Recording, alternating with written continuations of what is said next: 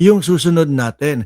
May isa naman din po, hindi ko alam, PCU naman po, Philippine, ewan ko kung ano yan, PCIJ, mga bossing, sorry gigising lang ho natin eh. Naglabas naman ang PCIJ nitong mga 13 senador ho, mga bossing. Kung may 18 marites, sabi ng mga kababayan natin, mayroon naman daw pong 13 hudas. Ano po ang inilabas, mga kababayan? Sabi dito, Senate majority, 11, no? Sa 13,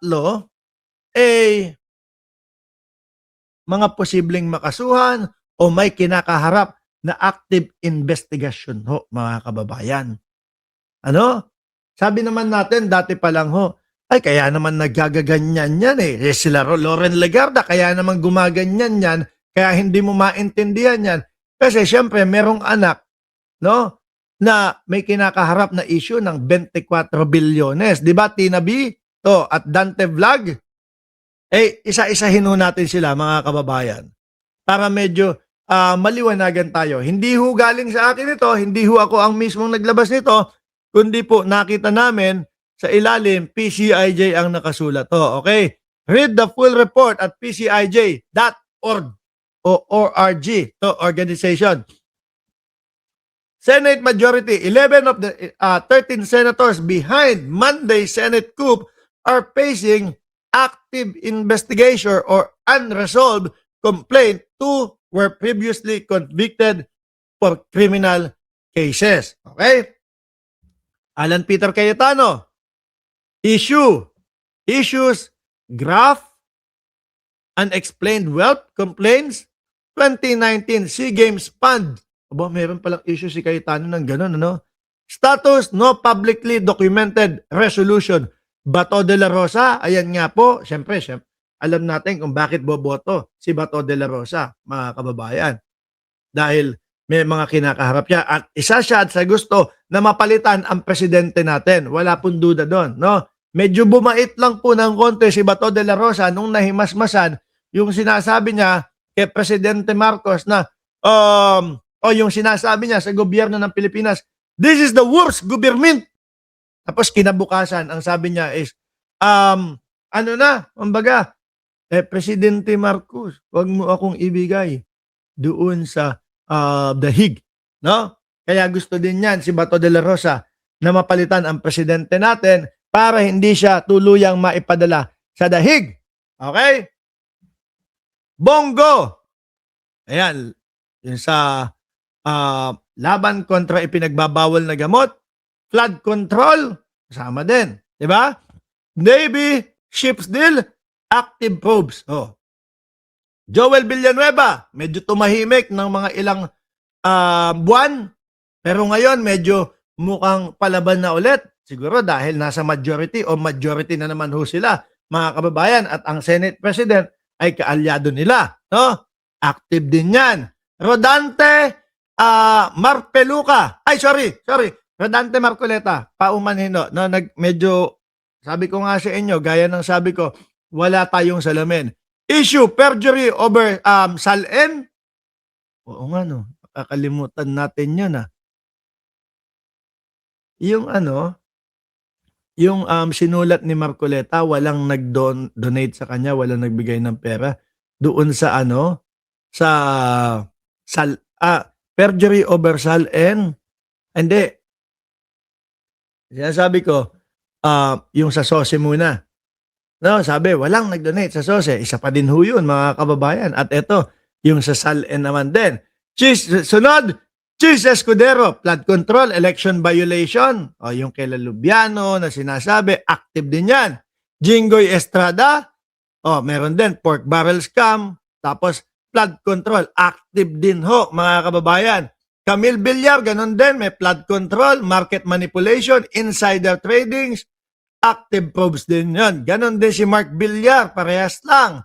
Loren Legarda, asset declaration, conflict of interest over sons, legislative franchise, no public documented resolution. No? Pia Cayetano, plagiarism, complaint, no public documented resolution.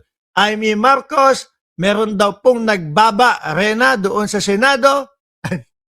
Hindi, yung Trajano murder. Tapos Robin Padilla, convicted by a US court. Sabi dito, ha? Robin Padilla, alam naman natin, napasok sa Oblo si Robin Padilla. At ano lang yan, pinardon lang ni dating Pangulong Duterte, mga kababayan. Ngayon ho, mukhang may iba-ibang mga sariling agenda, ano? May iba-ibang mga gustong mangyari. Siyempre mga kababayan, lalo na ang namumuno po ngayon sa ating bansa, wala pong iba kundi si Pangulong Bongbong Marcos. At nakikita naman po natin sa mga kilusan, desisyon at ginagawa ng ating Pangulo, hindi po nagbaback down at hindi po pumipili kung ano lang yung sosolben o kung ano lang yung gusto nilang maayos na problema. Hindi ho, lahat mga kababayan, walang sinisino ang Pangulong Bongbong Marcos, mga bossing. Kaya etong mga ito, sa nakikita ko, kung detalyado at tama lahat ng nakasulat ho dito, mga kababayan, may nginig sa tuhod itong mga ito sa panunungkulan ni Pangulong Bongbong Marcos. Di ba, Ma'am Neng Gigi, Ralis Carlenga, Sani Reyes, mga natatakot, mga kababayan. Kaya ang gustong mangyari, si Pangulong Bongbong Marcos ay matanggal, mga bossing.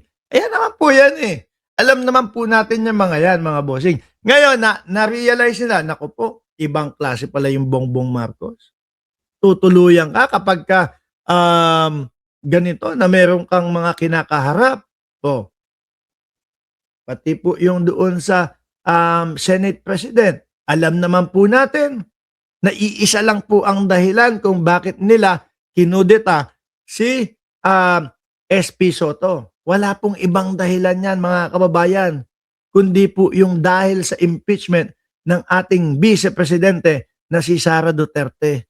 Takot na takot itong mga ito na umabot sa Senado dahil pag umabot sa Senado, mga bossing, diyan na po magkakaroon ng tagisan ng galing, no? Sa pagpepresenta ng ebidensya at sa pagpepresenta ng kanilang depensa. Sa dalawang kampo, ang nakikita natin, yung mga nagpo-prosecute ay atat na atat ipakita sa publiko yung mga ebidensya. Yan nga yung sinasabi natin no?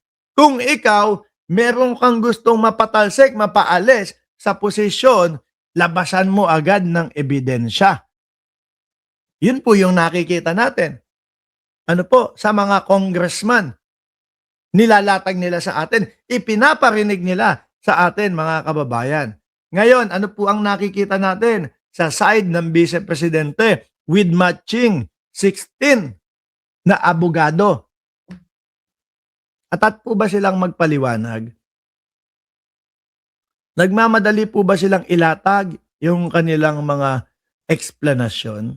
O hanggang ngayon po wala tayong naririnig na eksplanasyon with matching 16 na abogado? Ako po kasi kung ako ang po-position diyan sa posisyon nila at ako ay may paliwanag, nilatag ko na yan. Sabi ni Ronel, no, sigurado ka? Di nandiyan ang comment section. Babasahin ko. Kapag may nabasa ako sa inyo na paliwanag, na ipinaliwanag na ng kampo ng Vice Presidente. Yan ang gusto ko sa inyo no? Pero kapag wala kayong isinagot, wala. Pulpul pa din kayo at mga uto-uto pa din kayo. Di ba? Kaya po tayo may ganyan. Active ang comment section lagi ni Mark Ramos. Hindi nagbubura ng comment section si Mark Ramos. Upang sa ganoon, mabigyan natin ng daan yung mga supporter ng Vice Presidente upang maidepensa ang Vice Presidente. Kaya lang tingin ko wala din kayong wala din kayong ibubuga lagi Wala din kayong sasabihin, wala kayong pandepensa Bakit? Kasi walang marinig na depensa sa kampo ng Vice Presidente. At ang katotohanan lagi nating nakikita, mga bossing, ay yung mga ganitong sitwasyon. Ano po? Palitan si SP Soto kasi gusto at nagmamadali na umpisahan agad yung impeachment ng Vice Presidente. Ang sabi ni SP Soto, kapag ka ibinigay sa kanila yung transcript ng yung impeachment, uumpisa na kinabukasan. Di ba? Doon sila nataranta, natakot. Palitan si Soto. Kita niyo po, ang yayabang na doon po namin uumpisa, doon po namin sasagutin sa tamang lokasyon, sa tamang panahon. No? Yung mga impeachment na yan. Tapos makikita mo, sumbong sa Supreme Court. Pakisabi naman po na wag matuloy yung impeachment kasi mahina daw po ang ebidensya. Mga lawyer ni Sara, walang depensa sila. Sila pa kayang mga DDS. Correct. Kaya ho kapag ka mga pumapasyal dito yan, mga Boss Chief Amo, sir, may pagkakataon dyan sa comment section na babasa ko naman. Pero walang mga masabi. Dahil yung mga kaibigan nila, yung mga sinusuportahan at fanatiko sila, wala po ding masabi, mga kababayan. Ngayon, okay na yan. No? Ano ba uunahin ko dito? Kay Bato? Hindi, eto muna. Nakita ko lang din ho ito, mga Boss Chief Amo, sir. No? The Manila Times, yung ratings ng Senado, mga kababayan, bumababa. Nawala ng, hindi naman wala. Siyempre, nandiyan po ang mga DDS. Saglit lang ha. Nandiyan po ang mga DDS, mga Boss Chief Amo, sir.